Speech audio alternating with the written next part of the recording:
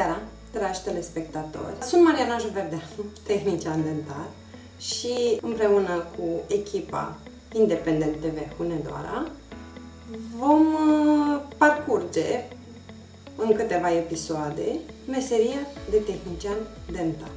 Aici este un rest radicular, o amprentă ce este luată de medicul stomatolog, prin care urmărim refacerea unui rest radicular.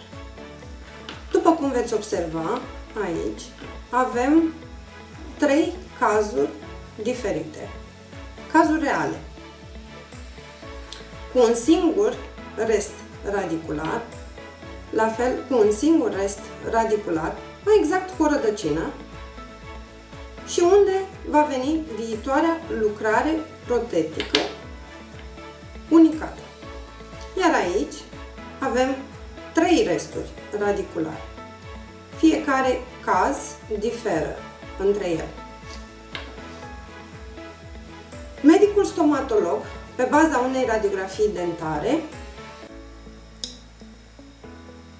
stabilește dacă acest rest radicular poate fi tratat și salvat ca pacientul să se poată bucura în continuare de el și să se poată folosi de acest rest radicular.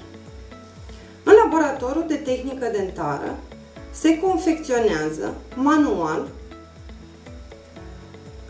acest bond protetic.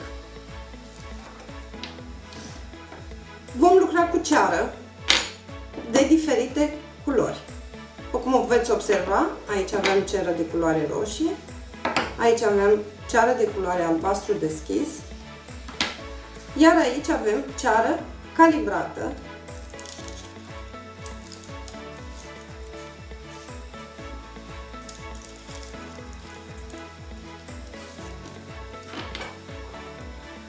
tehnicianul dentar va face reconstituirea bondului protetic.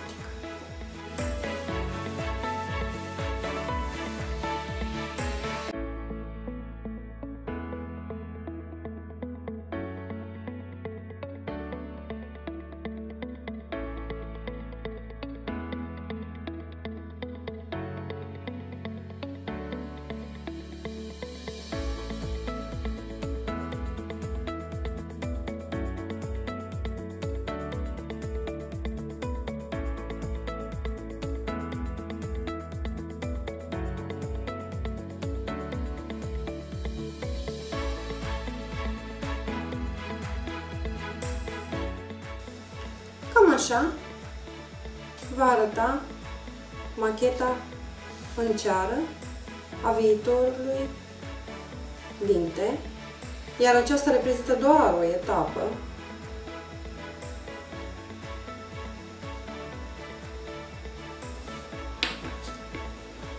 iar produsul finit, pregătit pentru viitorul schelet metalic, va arăta în acest fel.